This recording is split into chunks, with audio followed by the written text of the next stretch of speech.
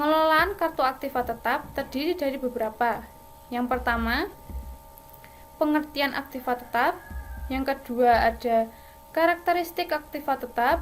Yang ketiga, ada penggolongan aktiva tetap. Dan yang keempat, ada cara memperoleh aktiva tetap.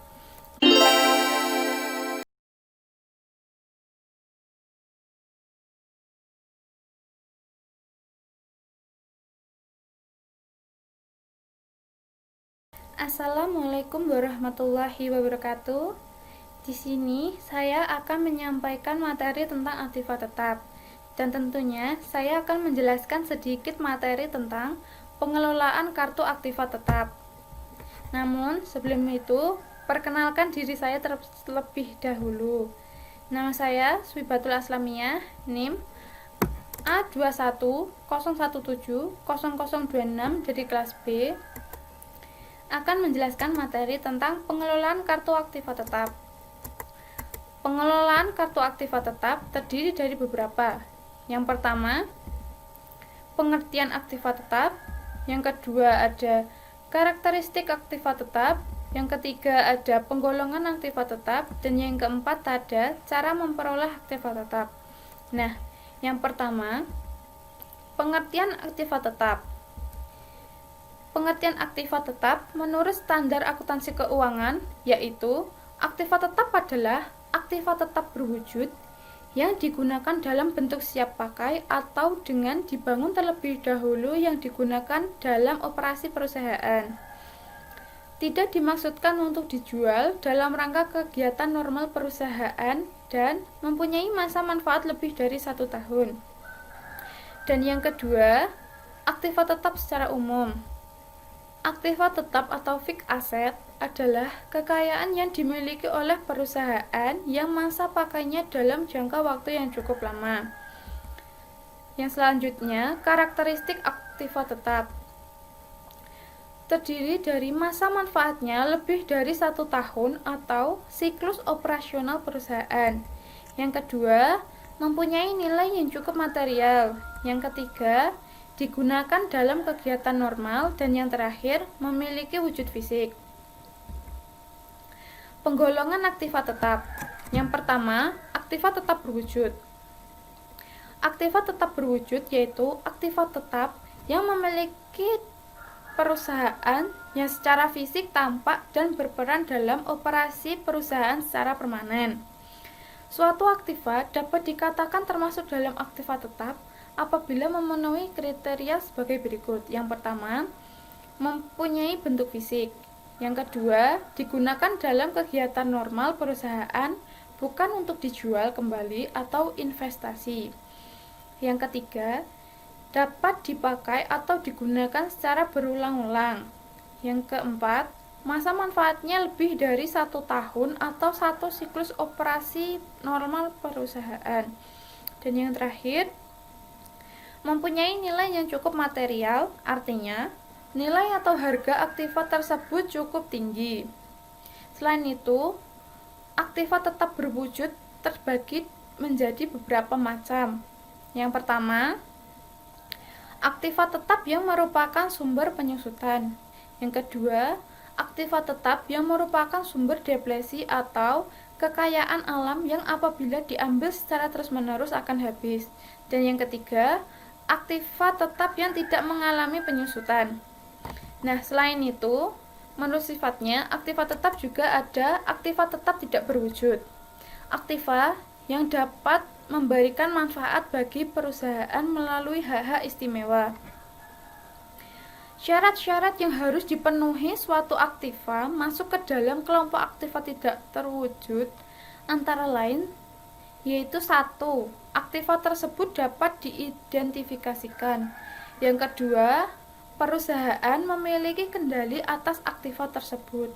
Yang ketiga, perusahaan memperoleh manfaat dari aktiva tersebut di masa mendatang.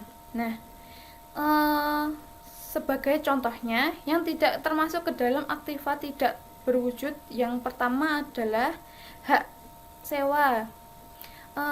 Hak sewa adalah hak yang diperoleh atas suatu sewa aktiva tertentu. Dan yang kedua, organization cost. Organization cost merupakan pengeluaran perusahaan yang terjadi sehubungan dengan setup perusahaan sebelum beroperasi. Yang ketiga, hak paten. Hak paten adalah hak yang diperoleh atas suatu penemuan tertentu. Yang keempat, merek dagang. Merek dagang biasanya merupakan hak yang diperoleh atas suatu merek komersial tertentu. Yang kelima, hak penggandaan. Hak penggandaan adalah hak yang diberikan atas suatu penulisan, baik itu berupa karya ilmiah, puisi, novel, dan sebagainya. Dan yang terakhir ada franchise, merupakan hak yang diperoleh untuk melakukan suatu usaha tertentu atau memasarkan produksi sekaligus mengikuti pola usaha dan cara pengelolaan usaha tersebut. Dan yang terakhir ialah cara perolehan aktiva tetap. Yang pertama, pembelian secara tunai. Aktiva tetap berwujud yang diperoleh dari pembelian tunai dicatat dalam buku-buku dengan jumlah sebesar uang yang dikeluarkan. Yang kedua, pembelian secara kredit atau angsuran. Dalam pembelian ini, perusahaan dapat membayar secara tunai di kemudian hari dengan jangka waktu tertentu atau secara diangsur atau dicicil dengan periode tertentu. Yang ketiga, penerbitan sekuritas. Aktiva tetap yang diperoleh dengan cara ditukar dengan saham atau obligasi perusahaan dicatat dalam buku besar harga pasar saham atau obligasi yang digunakan sebagai penukar. Yang keempat, pertukaran dengan aktiva lain.